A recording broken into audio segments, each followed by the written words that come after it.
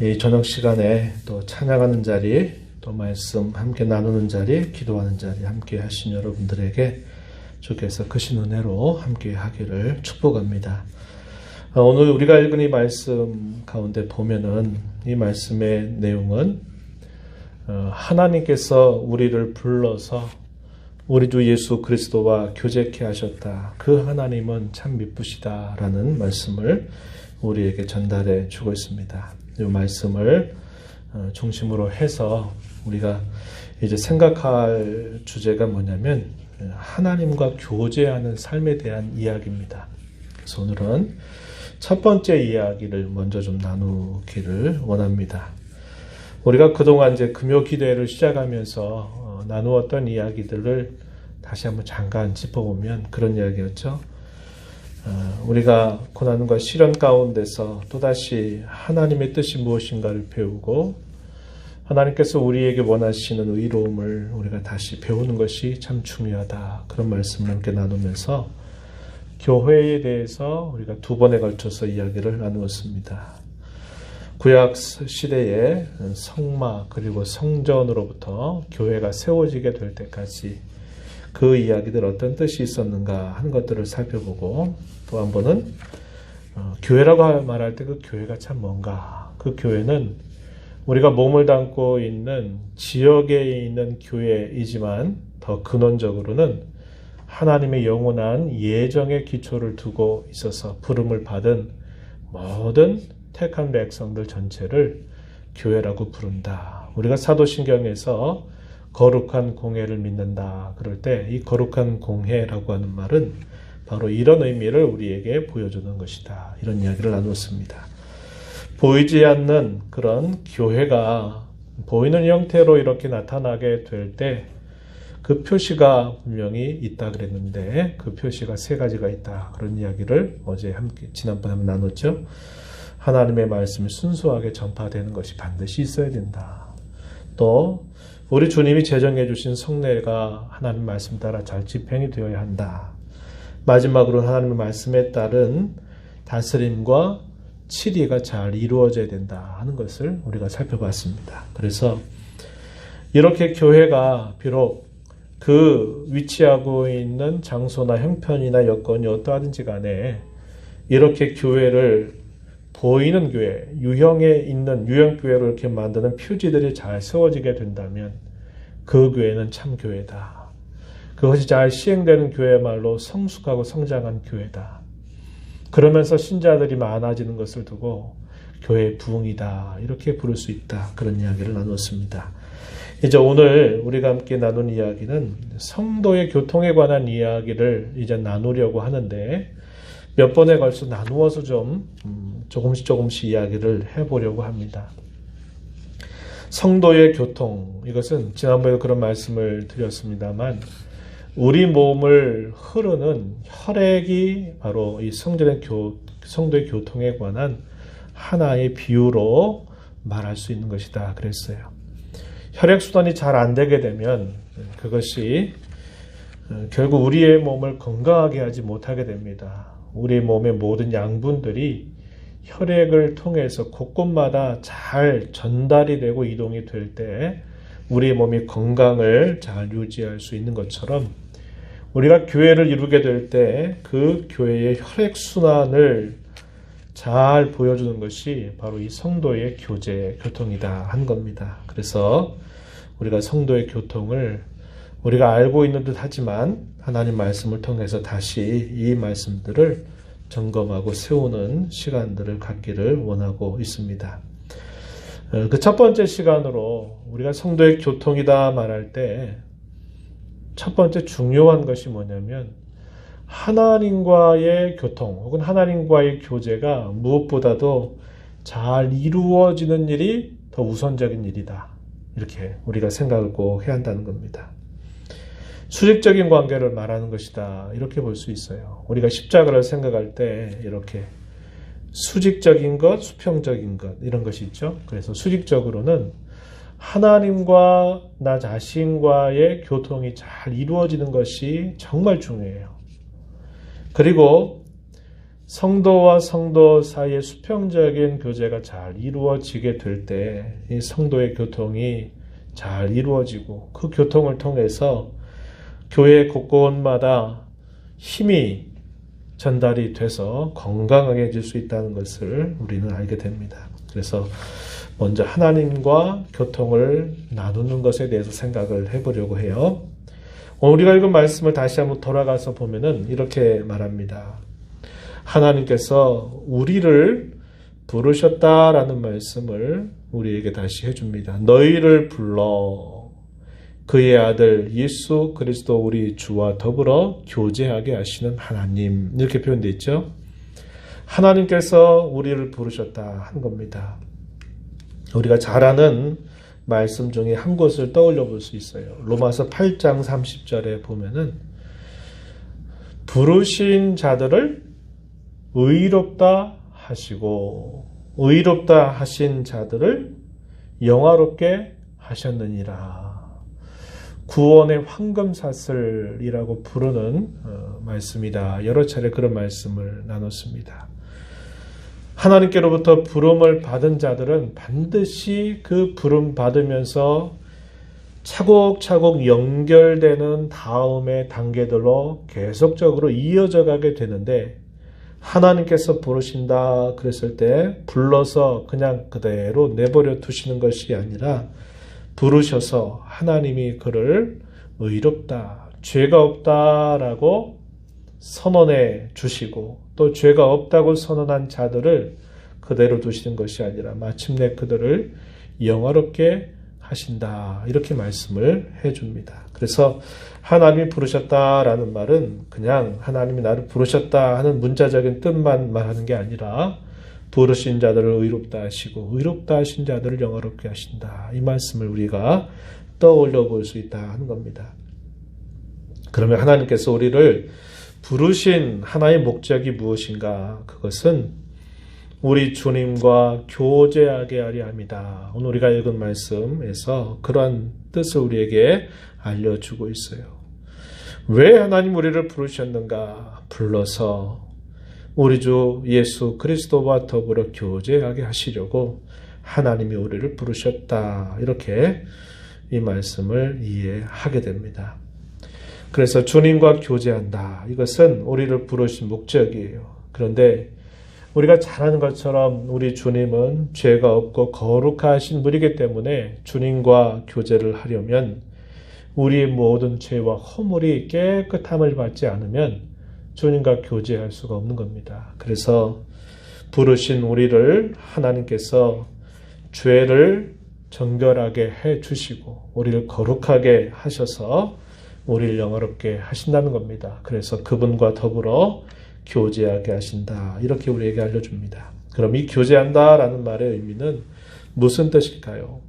이 교제한다라는 말은 쉽게 이렇게 말할 수 있는 거죠. 주고받는 것을 말하는 겁니다. 주고받는 것, 서로 주고받는 것들을 통해서 함께 나누는 겁니다. 내가 있는 것을 옆에 있는 상대에게 나누고 또 상대에게 있는 것을 또 함께 나누는 거죠. 함께 소유하는 것이다, 이런 것을 두고 우리가 교제한다, 이렇게 그 뜻을 말합니다. 공유한다라는 말을 쓰기도 하죠. 그래서 하나님과 우리가 교제한다, 혹은 우리 예수님과 우리가 교제한다, 그럴 때는 주님과 끊임없이 주고받는 관계를 말하는 겁니다. 이것이 교제한다라고 하는 말의 의미예요.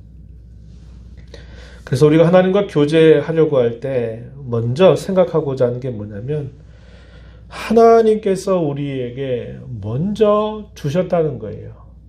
우리가 하나님 앞에 무엇인가를 먼저 드려서 우리가 하나님께로 받는 것이 아니라 하나님께서 먼저 우리에게 주셔서 우리에게 이러한 교제를 시작하도록 하셨다 하는 것을 우리가 꼭 기억하자고 하는 겁니다. 그래서 하나님과 교제 잘하기 위해서 먼저 우리가 생각해야 할 첫 번째 중요한 주제는 뭐냐면 하나님께서 과연 나에게, 우리에게 주신 것이 무엇인가를 늘 헤아리는 마음이 있어야 된다 하는 겁니다. 그럴 때 제가 몇 가지로 한번 내용들을 정리해 봤어요. 거기 4가지 정도 소개해 봤는데 여러분 받으신 교환에 보면 첫 번째가 뭐냐면 하나님께서는 우리에게 생명과 삶을 주셨다. 이렇게 성경이 우리에게 가르쳐 주고 있어요. 사도행전 17장 내용은 어떤 내용이냐면 바울 사도가 제2차 전도 여행을 하면서 고린도 지방 가운데서 아테네 지방을 갔을 때 그 아테네 사람들, 철학을 좋아하는 사람들 앞에서 설교했던 내용 가운데 한 말입니다. 이 사도행전 17장 25절에 보니까 뭐라고 말하냐면 하나님은 천지의 주제가 되신다. 그래서 모든 사람들에게, 만민에게 생명과 호흡과 만물을 주시는 분이시다. 이렇게 바울 사도가 이야기합니다.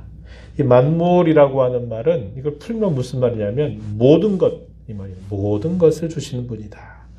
하나님은 우리 사람에게 항상 주시는 분으로 계시다 하는 사실을 바울 사도가 힘주어서 이야기해 줘요.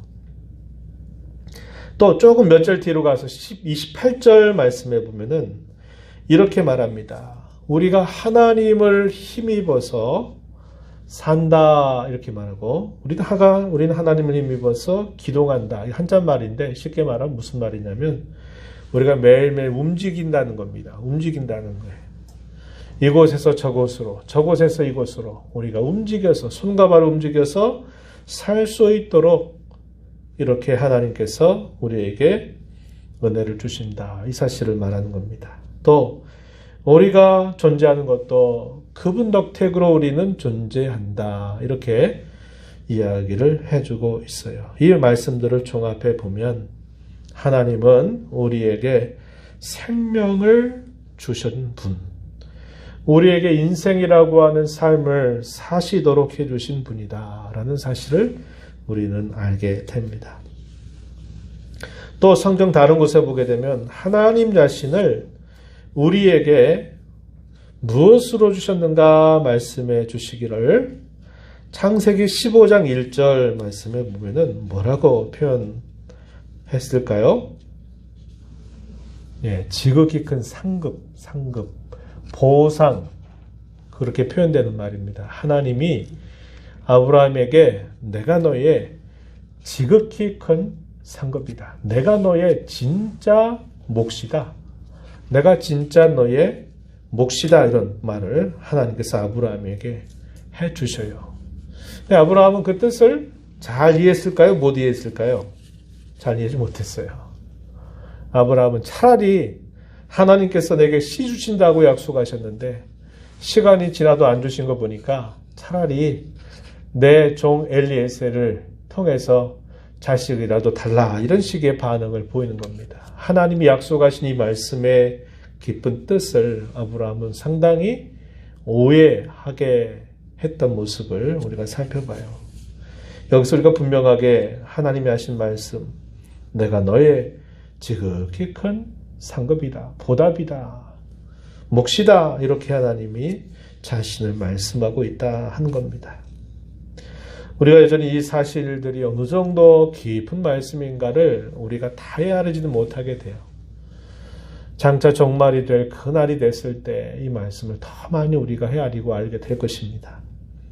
또 하나님께서는 아들을, 그의 유일하신 아들을, 독생자를 우리에게 보내주셨다라고 성경이 우리에게 말하죠. 로마서 8장 32절에 보면 너희를 위하여 아들까지 내어주신 이가 과연 무엇을 더 아끼겠는가.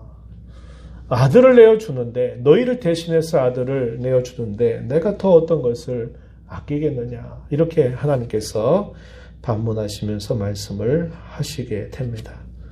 아들을 주셨다. 이 말은 우리가 잘 기억하는 말씀처럼 독생자를 우리에게 주셨다. 이런 표현이 되는데 이 말씀의 뜻을 우리가 조금 더 음미해 본다면 고린도전서 1장 30절 말씀, 우리가 읽었던 본문에서 조금 뒤로 가서 보시면은 이렇게 말합니다. 우리 함께 한 목소리로 읽어볼까요? 고린도전서 1장 30절 함께 읽어봅니다. 너희는 하나님으로부터 나서 그리스도 예수 안에 있고 예수는 하나님으로부터 나와서 우리에게 지혜와 의로움과 거룩함과 구원함이 되셨으니. 아멘. 여기 보면 하나님께서 예수님을 우리에게 보내주셔서 예수님이 우리에게 무엇이 되셨다고 이야기합니까? 네 가지 이야기했어요. 네 가지. 하나하나 곱씹어도 참 깊은 내용인데 일단 그 네 가지가 뭐였습니까? 지혜가 되셨다. 또 의로움이 되셨다. 거룩함이 되셨다. 구원함이 되셨다. 이 네 가지를 말해주고 있다는 겁니다. 하나님의 아들을 왜 우리에게 주셨을까요? 우리의 지혜가 되시려고, 우리의 의로움이 되시려고, 우리의 거룩함이 되시려고, 우리의 구원이 되시려고 하나님이 그의 아들을 우리에게 보내주셨다. 이렇게 말해주고 있어요. 그뿐만이 아니에요. 자, 조금 뒤로 가서 보시면은 이런 말씀을 또 덧붙여 줍니다. 고린도서 2장 12절 한번 가서 보면은 또 이렇게 말씀을 했어요. 한번 우리 또 함께 읽어볼까요? 가까이 있으니까 읽어볼까요? 보겠습니다. 우리가 세상의 영을 받지 아니하고 오직 하나님으로부터 온 영을 받았으니 이는 우리로 하여금 하나님께서 우리에게 은혜로 주신 것들을 알게 하려 하십니다.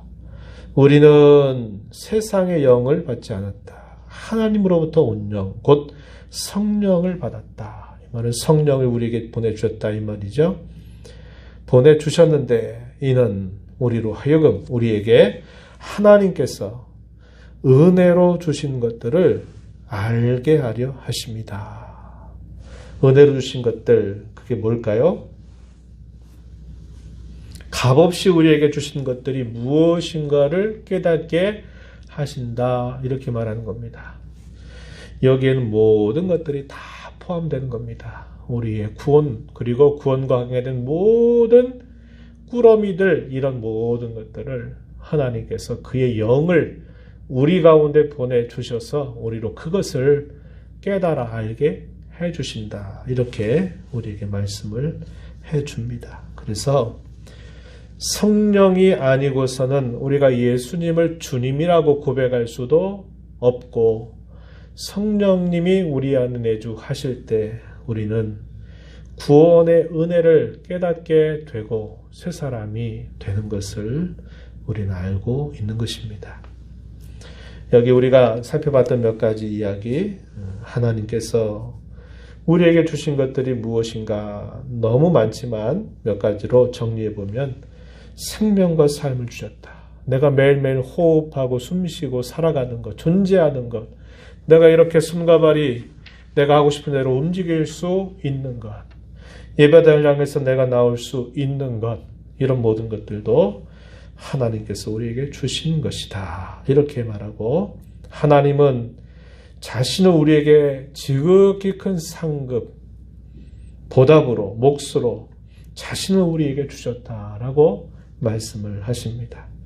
하나님이 유일하신 아들을 우리에게 보내주셔서 지혜와 이름과 거룩함과 구원함이 되셨고 성령을 우리 가운데 보내셔서 우리에게 은혜로 주신 이 모든 것들을 깨달아 알게 하신다라고 약속하고 있는 겁니다. 그러면 우리가 하나님께로부터 받은 것 가지고서 지금까지 우리는 살고 있다는 것을 알게 됩니다. 고린도서 4장 7절 말씀에 보면은 이렇게 반문하고 있어요. 이것도 조금 뒤로 가서 보면 나타나는데 제가 직접 표현을 했습니다. 뭐라고 표현하냐면 네가 내게 있는 것 중에 받지 아니한 것이 무엇이냐? 내가 받았은 적 어찌하여 받지 아니한 것같이 자랑하느냐? 이렇게 반문하면서 깨우쳐 주고 있어요. 받지 아니한 것이 무엇이냐? 이렇게 물어요. 다 내가 이제까지 있는 모든 것들 하나님께서 다 주셔서 내가 이렇게 지금까지 살고 있는 것이다. 내가 가지고 있는 모든 것들은 다 하나님이 주신 것이다. 이렇게 우리에게 깨우침을 주고 있어요. 마치 내가 스스로 만들어낸 것이냐, 내가 스스로 한 것이냐 하면서 자랑거리로 삼을 수 있겠느냐?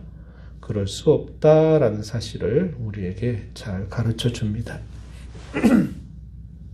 하나님께서 저와 여러분과 교제하시려고 우리를 불러주셔서 우리에게 주신 것들을 이렇게 생각해 보면 우리가 지금까지 이 자리에 있는 것까지 이 모든 것들이 하나님이 다 우리에게 주신 것이다 하는 것을 우리는 알게 된다고 하는 것입니다. 그래서 하나님과 교제하기 위해서 무엇보다도 우리는 하나님께서 내게 주신 것이 무엇인가를 끊임없이 되뇌이는 그런 마음가짐을 가져야만 돼요. 그것이 은혜인 줄 알고 그것이 하나님께서 주신 것인 줄 알 때 우리로 하여금 하나님께 반응을 할 수 있게 돼요. 반응을 할 때 그 반응을 통해서 우리가 하나님과 교제하게 되고 그 교제가 깊어지게 될 수 있다 하는 것을 우리는 알게 되는 것입니다. 다음번에는 우리가 그러면 어떻게 하나님이 주신 것에 대하여 우리가 반응을 해야 될까를 좀 몇 가지로 또 생각을 해보면서 하나님과 교제하는 방법이 참 어려우면 어렵고 또 쉬우면 쉬운데 알면 그렇게 어렵지 않아요. 우리가 늘 하나님과 교제하고 있는데요? 라고 또 물어보실 분도 있을지 모르겠지만요. 맞습니다. 하나님과 우리가 교제하고 있는 것이 맞아요. 그러나 그 교제는 더 깊어져야 돼요. 그리고 그 교제는 참되게 회복이 돼야 돼요. 온전하지 못한 모습으로 우리가 하나님과 교제하는 일들은 더 이상 해서는 안 된다 하는 것입니다. 그래서 하나님과의 교제가 잘 회복이 되고 이것이 깊어지게 될 때 이제 성도의 참 교통이라고 하는 것도 어떻게 해야 될지를 우리가 알아가게 되는 것입니다. 이런 말씀을 기억하면서 하나님께서 내게 주신 것이 무엇인가, 내게 지금도 주시는 것이 무엇인가를 늘 기억하는 저와 여러분의 삶이 되기를 진심으로 바랍니다.